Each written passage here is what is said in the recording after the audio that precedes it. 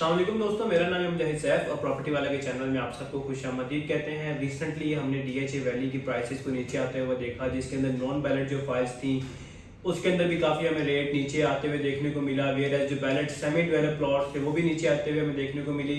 Where as जो हमारे position वाले प्लॉट थे, ऑन ग्राउंड रेडी प्लॉट थे, जिनकी रिसेंटली डीएचए ने पोजीशन दी थी, उनके रेट्स बड़े स्टेबल चल रहे थे।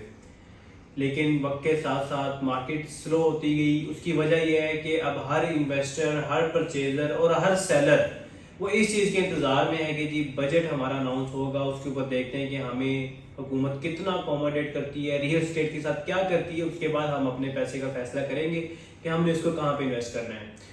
लास्ट टाइम भी मैंने ये चीज़ डिस्कस की थी कि मेरे ख्याल में डीएचए वैली के लिए अगर मैं बात करूँ कि टैक्सेस हमारे कम हो रहे हैं तो बहुत ज़्यादा फर्क पड़ेगा, तो ऐसा नहीं है। हमारा जो 8 मरले का प्लॉट है उसके ऊपर टोटल 36,000 रुपये टैक्स है। इसमें से भी आप क्या एक्सपेक्ट करते हैं कि आपका ये टैक्स कम हो? 36,000 हमारा 3% के हिसाब से पे कर रहे हैं। अगर तो आप अपना तकरीबन 30 लाख 40 लाख इसलिए होल्ड करके बैठे हैं कि मेरा 36,000 टैक्स कम हो के 20,000 22,000 ये 25,000 हो जाए फिर मैं इन्वेस्ट करूंगा, ये तो समझ में ना आने वाली बात है।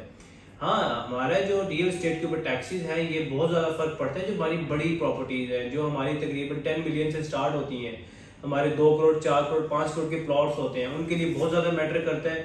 वेयर एज मेरा नहीं ख्याल कि वैली के अंदर इस चीज़ को बहुत ज़्यादा इम्पैक्ट पड़ेगा। हाँ, ये इम्पैक्ट ज़रूर पड़ता है कि जब बजट के अंदर आपके रियल एस्टेट को बेहतर किया जाता है, टैक्सेस को कम किया जाता है, रियल एस्टेट के लिए एमनेस्टी स्कीम्स लाई जाती हैं, तो उससे ओवरऑल पूरी फील्ड को फर्क पड़ता है। नो डाउट ये मानने वाली बात है कि अगर टैक्स कम होता है तो उससे जहाँ पे हमारा ओवरऑल रियल एस्टेट का बेहतर होगा, उसके साथ हमारी बाकी चीजें भी बेहतर होना शुरू हो जाती है। तो ये एक फैक्टर आएगा। लेकिन अगर टैक्स की वजह से रुके हुए हैं तो ये एक ना समझ आने वाली बात है।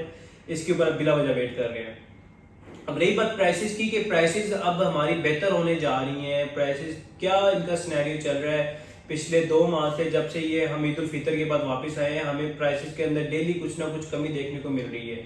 इसकी क्या वजह है? क्या ये बेहतर होंगी या मजीद कम आएंगी? मेन डिस्कशन इस टाइम ये है। तो अगर मैं देखूं जो ईद उल फितर में हमारी नॉन बैलेट फाइल्स थी, ईद उल फितर से पहले रमजान में, तो वो ऑलमोस्ट तकरीबन 5 मरले की जो फाइल है 18-19 लाख रुपए की ट्रेड हो रही थी। जो हमारी 8 मरले की फाइल थी वो कम से कम 21-22 लाख रुपए के ऊपर ट्रेड हो रही थी। वक्त के साथ साथ यही हमारी 5 मरले की जो चीजें हैं ये हमारी 17 लाख पे आई, 16 लाख पे आई। आजकल 15 साढ़े 15 के बजट में ये चीजें हमारी चल रही हैं। ओपन फाइल की मैं यहाँ पे बात कर रहा हूँ, वेयर जो ट्रांसफर फाइल है उसकी इससे भी कम ऑफर आती है। इसी तरीके से 8 मरला के रेट कम हुए। सेमी डेवलप प्लॉट्स जो हमारे 28-29 लाख रुपए पे चल रहे थे वो हमें आजकल 24-25 को देखने को मिल रहे हैं। वेयर जो सबसे एक हैरान कर देने वाली बात है कि जो पोजीशन वाले प्लॉट्स हैं जिन्होंने अपना रेट बड़ा स्टेबल रखा हुआ था, बड़े देर तक ये रेट्स जो है स्टेबल रहे हैं, इनके पोजीशन प्लॉट्स के 60 लाख रुपए 55 लाख रुपए, हमें इनके अंदर भी कुछ ना कुछ कमी देखने को मिल रही है। मतलब कि जो आपकी कंस्ट्रक्शन लेटर वाले प्लॉट है, ऑन ग्राउंड रेडी प्लॉट है, ये भी आपको कुछ ना कुछ कम होते हुए देखने को मिल रहे हैं।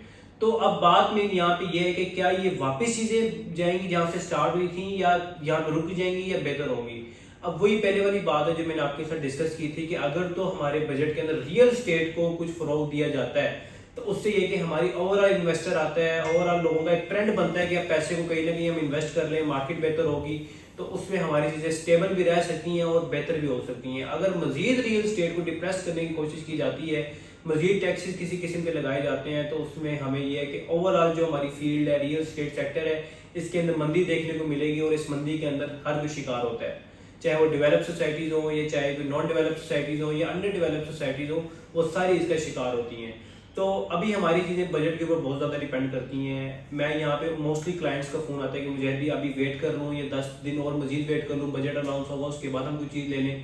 तो मेरा हमेशा से लोगों को ये एक मशवरा रहा है और मैं कहता रहा हूँ कि अगर तो आप चीज़ लेने की नीयत से आए हैं और आपका बजट है, आप लेना चाहते हैं, तो आप 50,000 लाख के पीछे किसी चीज़ को ज़ाया ना करें। अगर आपको मौके के ऊपर अच्छा प्लॉट मिल रहा है, अच्छी लोकेशन मिल रही है और करंट मार्केट के हिसाब से चीज़ मिल रही है, तो फिर मेरा नहीं ख्याल कि आपको 50,000 लाख रुपए के लिए वेट करना चाहिए कि हमारा ये मजीद नीचे आएगा तो मैं खरीदूंगा, या मैं बेचना चाह रहा हूँ तो मुझे 50,000 लाख और मिले तब मैं बेचूंगा। कई ऐसे लोगों को मैंने देखा है जिनको मैं रिसेंटली प्लॉट की 45 की ऑफर दी थी और वो विलिंग थे अपने प्लॉट्स को बेचने के लिए कि मुझे बेच दें लेकिन 45 का बेचें।